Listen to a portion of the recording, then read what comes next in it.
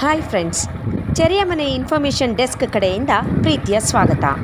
ಇಂದು ನಾವು ವಿಡಿಯೋ ಮಾಡ್ತಾ ಇರೋದು ಕೊಡಗಿನಲ್ಲಿರ್ತಕ್ಕಂತಹ ವಿಶಿಷ್ಟ ಜೈನರ ಪವಿತ್ರವಾದಂತಹ ಧಾರ್ಮಿಕ ಕೇಂದ್ರ ಹಾಗೆ ಜೈನ ಕಾಶಿ ಅಂತೇಳಿ ಹೆಸರನ್ನು ಗಳಿಸಿರ್ತಕ್ಕಂತಹ ಕೊಡಗಿನ ವಿಶೇಷ ಮುಳ್ಳೂರು ತ್ರಿವಳಿ ಜೈನ ಬಸದಿಯ ಬಗ್ಗೆ. ಫ್ರೆಂಡ್ಸ್, ಮುಳ್ಳೂರು ತ್ರಿವಳಿ ಜೈನ ಬಸದಿಯ ಕೇಂದ್ರವು ಕೊಡಗು ಜಿಲ್ಲೆಯ ಸೋಮವಾರಪೇಟೆ ತಾಲೂಕಿನ ನಿರ್ತಾ ಗ್ರಾಮ ಪಂಚಾಯಿತಿಗೆ ಸೇರಿದ ಶನಿವಾರ ಸಂತೆ ಬಾಣಾವಾರ ಮಾರ್ಗದಲ್ಲಿರುವ ಮುಳ್ಳೂರು ಗ್ರಾಮದಲ್ಲಿದೆ.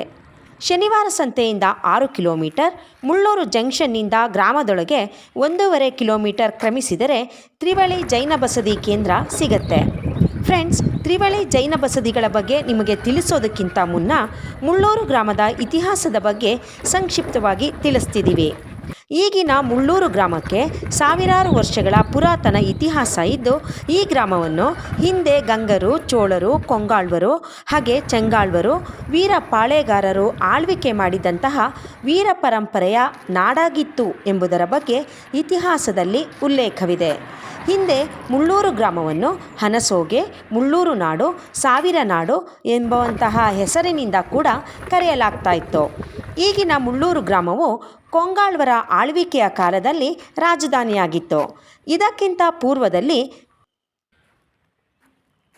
ಈಗಿನ ಮಾಲಂಬಿ ಗ್ರಾಮವು ಕೊಂಗಾಳ್ವರ ರಾಜಧಾನಿಯಾಗಿದ್ದು, ಈಗಿನ ಮಾಲಂಬಿ ಗ್ರಾಮವನ್ನು ಆ ಕಾಲದಲ್ಲಿ ಮಾಲವಿ ಅನ್ನುವಂತಹ ಹೆಸರಿನಿಂದ ಕರೆಯಲಾಗ್ತಾ ಇತ್ತು. ಇದರ ಬಗ್ಗೆ ಕ್ರಿಸ್ತಶಕ 1004ರಲ್ಲಿ ಮಾಲಂಬಿ ಗ್ರಾಮದಲ್ಲಿ ದೊರೆತಂತಹ ಶಾಸನದಲ್ಲಿ ಉಲ್ಲೇಖ ಇದೆ.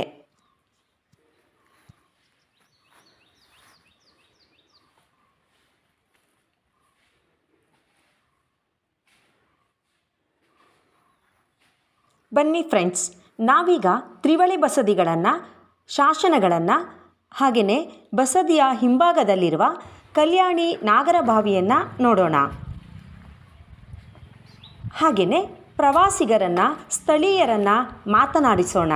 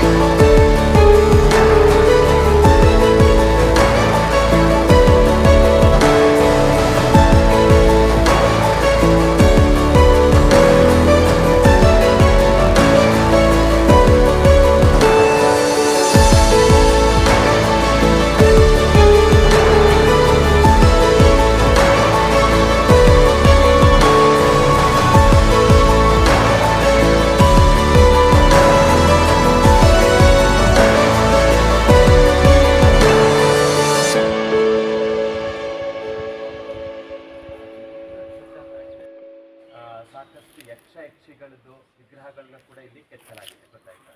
2024 ಆಸುಪಾಸಿನಲ್ಲಾಗಿದ್ದು. ಇದರಲ್ಲಿ ಸಿಂಹ ಲಾಂಛನವನ್ನು ನಾವು ಕಾಣ್ತೀವಿ, ಮೇಲೆ ಕಾಣಿಸ್ತಿದೆ ಅಲ್ವಾ, ಸಿಂಹ ಲಾಂಛನ. ಸಾಕಷ್ಟು ಯಕ್ಷಿಗಳದ್ದು ವಿಗ್ರಹಗಳನ್ನ ಕೂಡ ಇಲ್ಲಿ ಕೆತ್ತಲಾಗಿದೆ, ಗೊತ್ತಾಯ್ತಾ. 2024 ಆಸುಪಾಸಿನಲ್ಲಾಗಿದ್ದು. ಇದು ಕಲ್ಯಾಣಿ ರೀತಿಯಲ್ಲಿ ಗೋಚರ ಆಗುವಂಥದ್ದೊಂದು ಕಾಣಿಸ್ತಾ ಇದೆ ಅಲ್ವಾ. ಇದರಲ್ಲಿ ಹಿಂದೆ ಈ ನೀರನ್ನ ಏನು ವಿಗ್ರಹಗಳಿದೆ, ಈ ವಿಗ್ರಹಗಳ ಪೂಜೆಗೆ ಬಳಸ್ತಾ ಇದ್ರು. ಈ ನೀರನ್ನು ಏನು ಮಾಡ್ತಾ ಇದ್ರು, ಇಲ್ಲಿ ಒಳಗೆ ಇರುವಂತಹ ವಿಗ್ರಹಗಳ ಪೂಜೆಗೆ ಬಳಸ್ತಾ ಇದ್ರು. ಇದ್ರದ್ದು ಇತಿಹಾಸನೇ ಇದೆ. ನಮಸ್ತೆ. ನಮಸ್ತೆ ಸರ್. Sir ನೀವೇನಾಗಿದೆ sir? ನಾನಿಲ್ಲಿ ಸರ್ಕಾರಿ ಕಿರಿಯ ಪ್ರಾಥಮಿಕ ಶಾಲೆ ಮುಳ್ಳೂರು, ಇಲ್ಲಿ ಮುಖ್ಯೋಪಾಧ್ಯಾಯನಾಗಿ ಕರ್ತವ್ಯ ನಿರ್ವಹಿಸ್ತಾ ಇದ್ದೀನಿ. ಮಕ್ಕಳನ್ನ ಯಾಕೆ ಕರ್ಕೊಂಡು ಬಂದಿರಿ ಇಲ್ಲಿ? ಮಕ್ಕಳಿಗೆ ಅಂದರೆ ನಮ್ಮ ಪಾಠಕ್ಕೆ ಸಂಬಂಧಪಟ್ಟ ಹಾಗೆ ಇತಿಹಾಸದ ಏನು ಸ್ಮಾರಕಗಳು ಅಂತ ಏನು ಹೇಳ್ತೀವಿ, ಇವುಗಳ ಪರಿಚಯ ಮಾಡಲಿಕ್ಕೆ ಕರ್ಕೊಂಡು ಬಂದಿದ್ದೀನಿ. ಇದು ಜೈನ ಬಸದಿ ಅಂತ 3 ಜೈನ ಬಸದಿಗಳಿದ್ದಾವೆ. ನಿನ್ನ ಹೆಸರು? ಸಿಜನ. ಎಷ್ಟನೇ ತರಗತಿ ಓದ್ತಿದ್ಯಾ? ಸ್ಟ್ಯಾಂಡರ್ಡ್. ನೀನು ಇಲ್ಲಿ ಬಂದಿದೆಯಲ್ಲ, ಇಲ್ಲಿಂದ ಏನೇನು ತಿಳ್ಕೊಂಡೆ? ನಾನಿಲ್ಲಿ ಧರ್ಮಕುಡಿ, ಆಮೇಲೆ ಜೈನರುಗಳು ಮತ್ತು ಆಮೇಲೆ ಅದು ಕಟ್ಟಡಗಳಲ್ಲಿ ಯಾವ್ದ್ಯಾವ್ದು ಇದೆ ಅಂತೆಲ್ಲ ಸರಿ ತಿಳಿಸ್ಕೊಟ್ರು. ಭಾಸ್ಕರ್ ಅಂತೇಳಿ, ಯಾವ ಊರು? ಮುಳ್ಳೂರು. ಇಲ್ಲಿ ಜೈನ ಬಸದಿ ನೋಡಲಿಕ್ಕೆ ತುಂಬ ಚೆನ್ನಾಗಿದೆ. ಆದರೆ ರಸ್ತೆಯಲ್ಲಿ ನಾವು ಬರ್ತಾ ಇದ್ದೀವಿ, ರಸ್ತೆ 1.5 ಕಿಲೋಮೀಟ್ರ್ ರಸ್ತೆ ಚೆನ್ನಾಗಿರಲಿಲ್ಲ.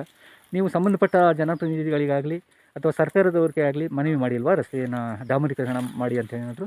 ಖಂಡಿತ ಮಾಡಿ ಸರ್. ಅದು ಕಡಿಮೆ ಅಂತ ಒಂದು 20 ವರ್ಷದಿಂದ ಸಮೇತ ನಾವು ಕೆಲವು ಶಾಸಕರಿಗಾಗಲಿ ಅಥವಾ ಸಂಸದರಿಗಾಗಲಿ ಅಥವಾ ಇಲಾಖೆ ಸಂಬಂಧಪಟ್ಟವ್ರಿಗಾಗಲಿ ಪ್ರತಿ ಸಾರಿ ಹೋಗಿ ಗ್ರಾಮಸ್ಥರೆಲ್ಲ ಹೋಗಿ ಮನವಿ ಕೊಟ್ಟಿದ್ದು ಸಮೇತ ಇದುವರೆಗೂ ಯಾರೂ ಸಮೇತ ಇದಕ್ಕೆ ಕ್ಯಾರೆ ಅಂತ ಹೇಳಿಲ್ಲ.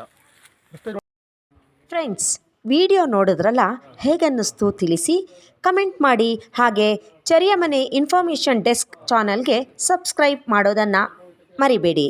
ಮುಂದೆ ಮತ್ತಷ್ಟು ವಿಡಿಯೋದೊಂದಿಗೆ ನಿಮ್ಮ ಮುಂದೆ ಬರ್ತೀವಿ. ನಮಸ್ಕಾರ.